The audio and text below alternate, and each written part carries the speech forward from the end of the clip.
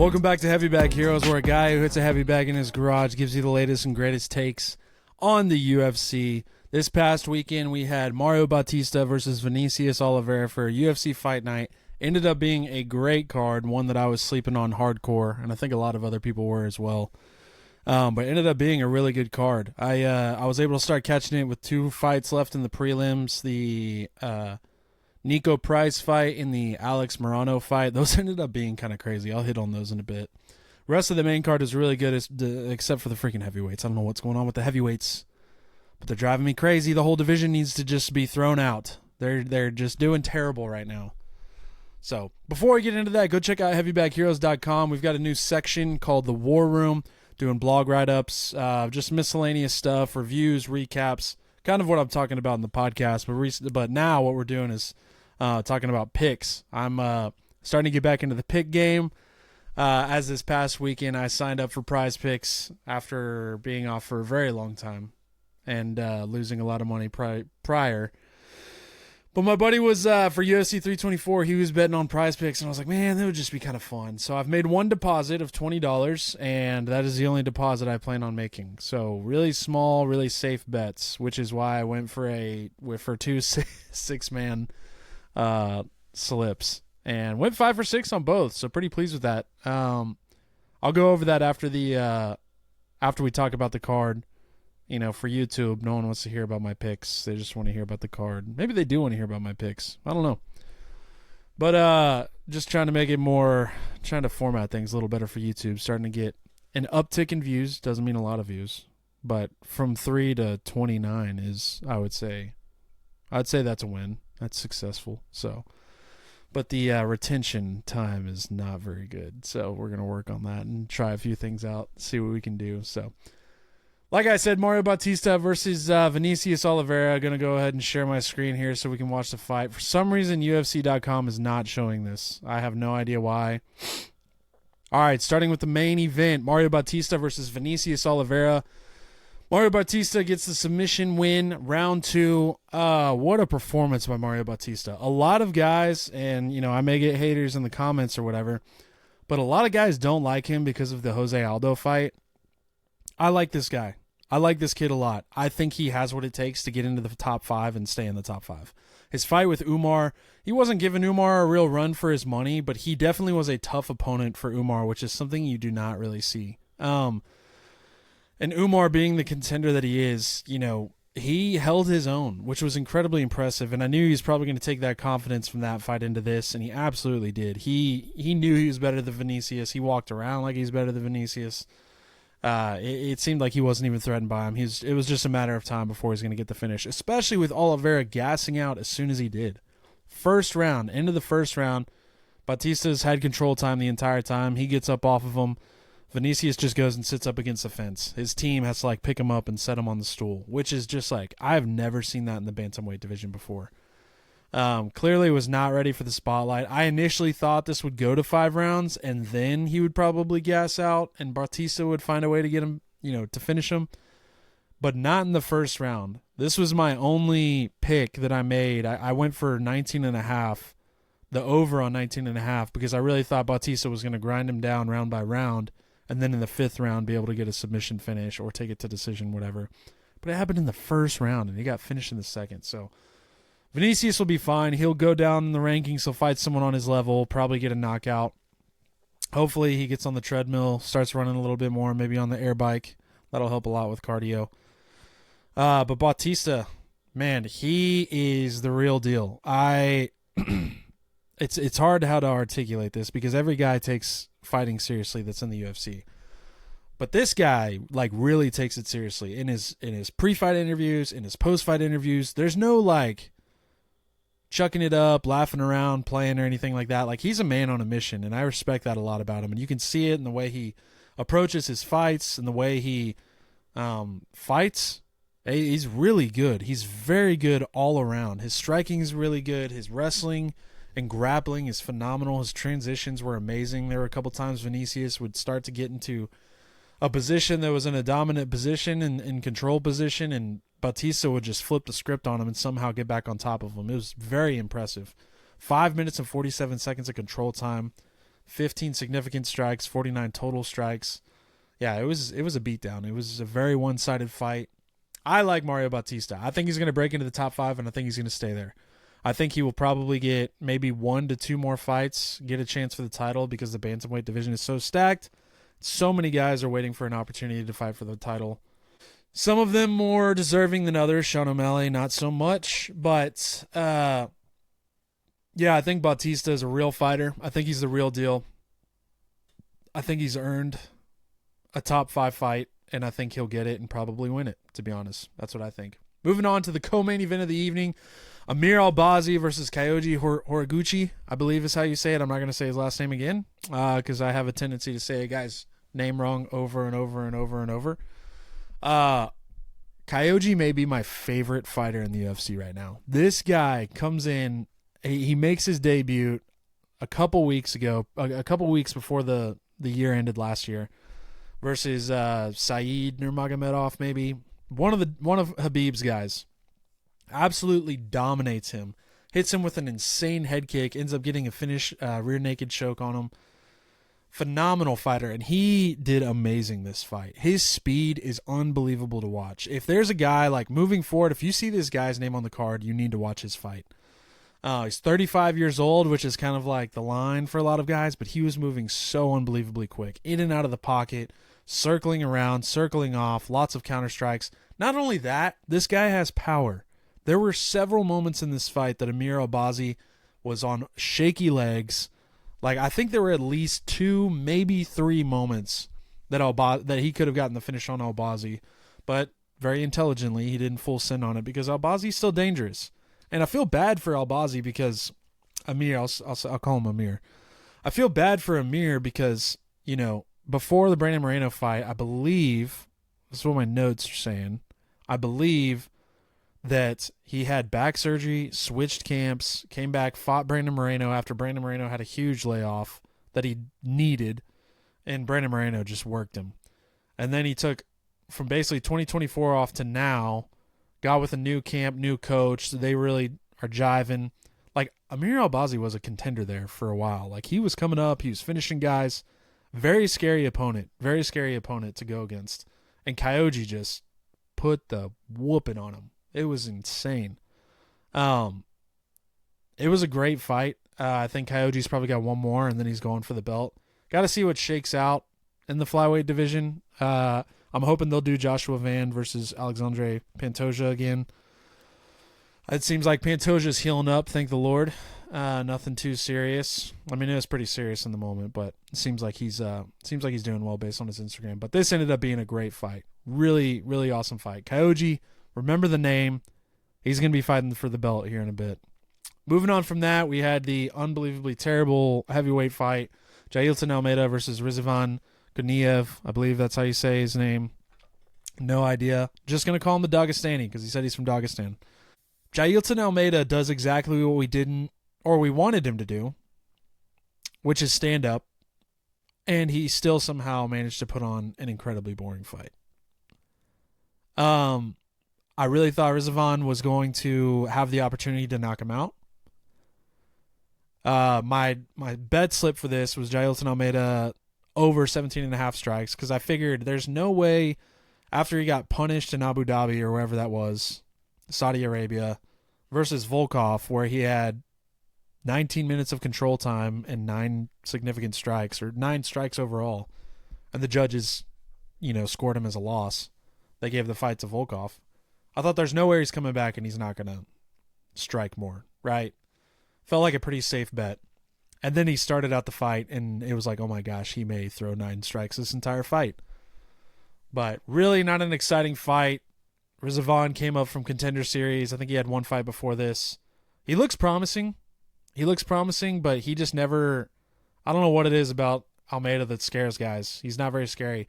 I've never heard a fight get booed in the Apex before, and this fight was booed the entire time. Even the commentary team was like, we don't know what's wrong with Jailton Almeida. Does he get in his own head? I don't know. Ended up being a pretty boring fight. But Rizvan, I think he's got potential. He's just got to get in there with someone who's going to stand and bang. So, moving on from that, we had Mikhail Olenzacek. I think that's how you say his name. And Marc-Andre Barriault. however you say his name. I don't know if this got fight of the night, but I think it should have. Mikhal's, let's see, he's coming off of 3 first-round finishes, one of those being him, and then getting 2 knockouts versus Gerald Meerschaert and Cedric Dumas. 2 guys. Gerald Meerschaert's like, he wants out of the UFC. It's very obvious. So it didn't count a lot towards that, or Cedric Dumas, no offense. And Marc-André is like very durable. He hasn't really gotten finished a ton, kind of just goes the distance. A lot of, I don't want to say point fighting, just doesn't, throw or do anything too flashy. Just tries to win the fight by volume. And this fight ended up being incredible. Mikhal came out hot in the first round, throwing a lot of really good strikes, very offensive, didn't seem to care what Barriault was doing. And then the second round, Barriault found the clinch and was throwing insane elbows out of it and uppercuts. Seems like he got Mikhal on shaky legs a couple of times. Ended up being a crazy second round. Mikhal had to like regroup several times and be like, okay, where am I at? What am I doing? This guy's actually hitting me now. What's going on? And then the third round was just a slugfest. The guys were throwing hard. They were throwing heavy. They were throwing a lot. Mikhal ultimately threw more volume, which got him the win. He looked really good. Nothing crazy special about either one of them, but they put on a good fight. I kind of figured it would go, the distance, because I don't think either one of them, have glass chins. I don't think either one of them have knockout power. So I figured it was kind of going to go the distance, but it ended up being a really good fight. It was very high level. I feel that Marc-André Barriault is a little more skilled, maybe. I don't know, a little more technical than Mikhal. Mikhal seems very offensive and just like throws what he knows. And is like, I'm going to try and make you fight my fight. And which is just a lot of offense and right in your face. And I'm just going to throw the things I like to throw. Where Barriault was throwing very strategic things. He found that clinch position and that the elbow was working and the uppercuts were working. And he tried to get back to that as much as he could. So really good fight, 29-28, 29-28, unanimous decision across the board.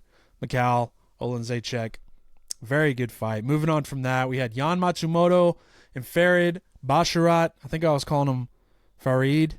I apologize for that in the last episode. Farid Basharat. This was my if you don't know, now you know. And surprisingly, it was Dana White's if you don't know, now you know. Matsumoto, he fought a great fight. He fought a really good fight. Obviously, as you can see here, he threw a lot of volume. But you can also see here the significant strikes were in Farid's favor. He's 15-0 now in the UFC. Should get a top 10 position. Or at least a top 10 fight. But it is crazy how good these guys were, and they're not even ranked bantamweights. Bantamweight division is just nuts. Truly nuts right now. Really good fight. Felt like Farid was doing a lot of damage. Is definitely functional in the fatigue. He was exhausted going into the third round, but he made some really smart moves. There's a moment where he got an opportunity for a takedown quick, like early in the third round, which is huge, especially because it was like such a close fight. You get those takedowns in the third round, you're going to secure a win. Or at least you're going to secure that round, as long as the other guy doesn't do anything heavy like knockdowns or takedowns. But the damage was clear. Matsumoto was very beat up. Farid was not as much. And I think that definitely should be taken into consideration in the judges' scorecards. I think guys can throw a lot of volume, but it's like, man, you don't have a cut on your face. I was watching a fight the other night, and can't remember which one it was. But it was very much like that, where the other fighter was putting on a lot of volume, but was super damaged and not doing much damage to his opponent. So really good fight. Wouldn't give it fight of the night, but really good fight. Super high-level stuff. Bantamweight division's just gross right now. Moving on from that, we had the light heavyweight fight, Dustin Jacoby versus Julius Walker. This one did not go how I thought it would. It almost did. It almost did based on Dustin's post-fight interview. But second round, Dustin ends up getting the KO, landed some power bombs, and then thought he got the knockout. Ref didn't step in, gave Julius Walker a chance. They went around for a little bit more, and finally Julius Walker was just defending himself, not fighting back, so the ref got in there and called it, which was smart. But I had a bet for under 42 and a half strikes for Dustin Jacoby, and he got 42 significant strikes exactly. So, blessings. Yeah, Julius Walker. So these guys, per the commentary team, they've trained together before. Not for a very long time. But the reason I thought Julius Walker was probably going to walk away with this is Dustin Jacoby was just in Sydney, Australia. He was supposed to fight Jimmy Crute. Ended up that backing out. They tried to find a fight for him. They couldn't. Julius Walker texts him and is like, hey, let's fight on the card next week. Dustin Jacoby comes back from Sydney, gets over his jet lag, I guess, and makes his fight happen, even after cutting weight. So that's 2 weeks of weight cut. So I thought he would just be exhausted. And in the post-fight interview, he's like, man, if that would have went on any longer, like, I don't know if I would have made it. He was wrestling me really good. He's dragging me down, you know. And that's kind of what I thought Julius Walker was going to end up doing, was just doing a lot of wrestling, making him carry his weight, exhaust him, and somehow get the finish or just take it to decision. So ended up being a great knockout, though. Great way to start the card. And then I just got to get into these prelims real quick. Alex Morono and Daniil Doncheco was a wild fight. Doncheco was a minus 950 favorite, so should have been over in the first round. Starts blasting leg kicks to get it going, which was incredible that Moreno was able to stay for the rest of the fight. The first leg kick that Doncheco threw at Moreno, instantly I think he fell to the ground. But Moreno stayed in it. He got beat up in that first round, had a nice spinning elbow at the end of the round, stayed in it in the second round. I honestly thought he won the second round. He got hit hard with a lot of stuff, but he's putting more volume and not doing more damage, but he's putting on more volume on Daniil. And Doncheco seemed like he was like, whoa, I haven't been this far in a fight before. And then they get to the third round. Doncheco was just landing super meaningful stuff, and Alex Morono just couldn't really make it happen. But they put on a phenomenal fight. It was very entertaining to watch. And Doncheco said even afterwards, I don't think he said I could have gotten the finish, but he was like, I wanted to make sure we got fight of the night. Which is kind of crazy. You think he would just, it's like, bro, if you knock him out, you get performance of the night. So just do that. But really good fight. Alex Morono, tough as nails. Longtime journeyman. Daniil Doncheco just won the Ultimate Fighter. So I think that was a great matchup. He got a good taste of what these journeymen are like in the UFC. Welcome to the UFC, buddy. Even the guys who aren't that good are good. And then Nico Price and Nikolai something. Quick finish. Nico Price. Gosh, man. What a legend. A legend of the sport of getting knocked out. Was exciting. Very exciting up until the knockout. And then it was like a standing knockout. And it ended up taking him out on his feet. So, was a really good card overall. Really enjoyed it. Next, not this upcoming weekend. I believe the following, the 21st maybe. Sean Strickland versus Anthony Fluffy Hernandez. Really excited for that one. I've got a lot of thoughts on it. I think it could go... The problem is it could go so many different ways. And I'll share my prize picks, what I plan on doing for that. But like I said earlier, go check out heavybackheroes.com. I've got a write-up of all the picks, why I made the picks that I did. You know, the ones I did good on, the ones I lost on. Yeah, we're going to get back into it. It adds another element to the game that's kind of fun, makes it a little more exciting to watch. And even if you're doing like dollar bets, $2 bets, whatever, $5 bets. But the goal is to not have to deposit again, and so far we're good. So far we've doubled our money, which is great, even though the bets were really small. So, yeah, that's all we got for tonight. Thanks for tuning in. Trying to think if there's anything else. I don't think there is. Thanks for tuning in. Subscribe, like, comment. I love interacting with the community. And what people say if you go on my Instagram. What is on my nose? If you go on my Instagram and you see the videos that have a lot of views, the comment section is absolutely hilarious. It is hurtful, but it's hilarious. So, UFC's looking good right now. It's looking very good right now. Apparently, Dana White's not even involved in matchmaking anymore. It's just Hunter Campbell, Sean Shelby, and then one other guy, which is really interesting. But makes sense. Hunter Campbell makes some banger fights. He makes them happen. I'm curious to see what the rest of the year is going to stack up like. Obviously, we're getting Gaethje versus Ilya Taporia. They're talking about the White House card. Ilya seems to have made his comeback at the perfect time to be able to start camp for that card. So we're hoping that happens. Islam needs to have a fight announcement this year. That guy needs to fight twice. Good Lord. That division's so stacked.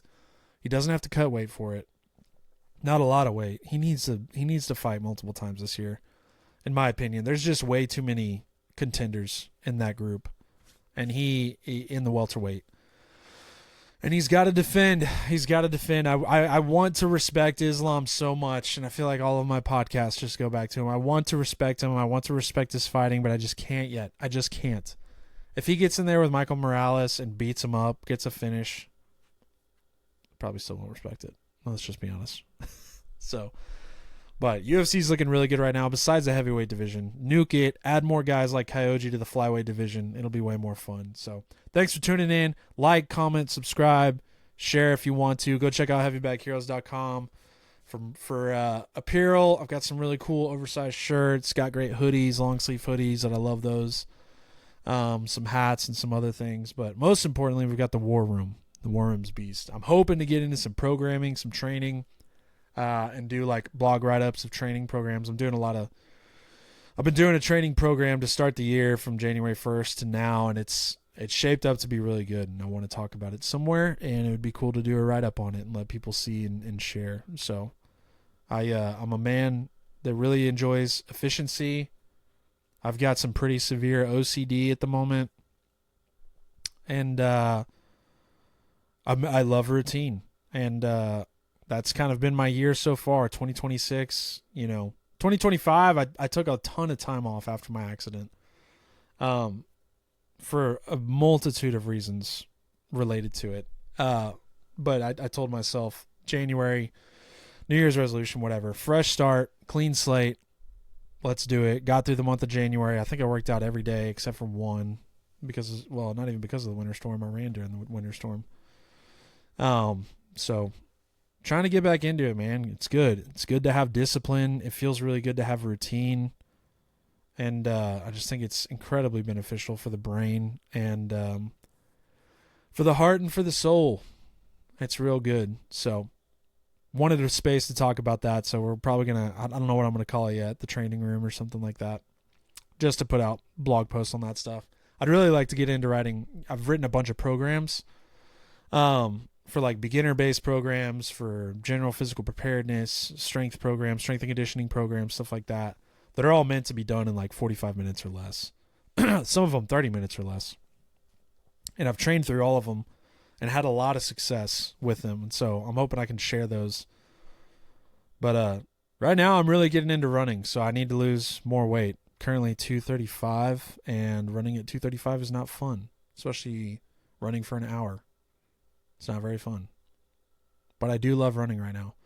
Doing a little strength training too, trying to go with the hybrid athlete approach. And on days I'm not running, I'm hitting the heavy bag. It's great cardio. It's fun cardio. I enjoy it a lot. Sometimes I do it as a warm-up. Sometimes I do it as a cool-down. It's good. It's good for the mental health. Anyways, thanks for tuning in. Again, check out heavybagheroes.com. A lot of things going on there. Love you guys. Stay blessed. Enjoy your week.